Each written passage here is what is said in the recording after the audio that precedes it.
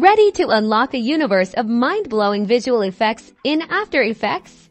Today, we're diving into how to install and integrate the Sapphire plugin, taking your motion graphics from ordinary to extraordinary. First things first, you'll need to download the Sapphire plugin from the Adobe FX website. Head over to their download section and make sure you grab the version compatible with your operating system and version of After Effects. You may need to create an account or login.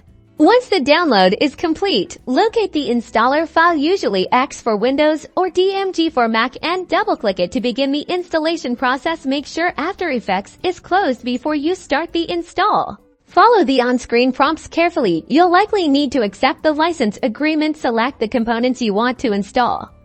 The default selection is usually fine. Choose your installation location and let the installer do its thing. Pay attention to prompts for After Effects versions that need to be selected. Make sure your version of After Effects is selected. Now launch After Effects. Head over to the Effects and Presets panel. You can usually find this on the right side of your screen or under the window menu. Type Sapphire into the search bar. You should now see a whole host of Sapphire effects categories and individual effects populating the panel. That means the installation was successful. To use an effect, simply select a layer in your composition and drag and drop a Sapphire effect from the Effects and Presets panel onto that layer.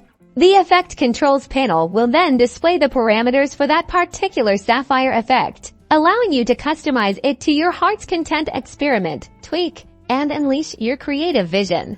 And that's it. You've successfully installed and integrated the Sapphire plugin into After Effects. Now go forth and create some truly spectacular visuals. Don't forget to like and subscribe for more After Effects tutorials. Happy creating!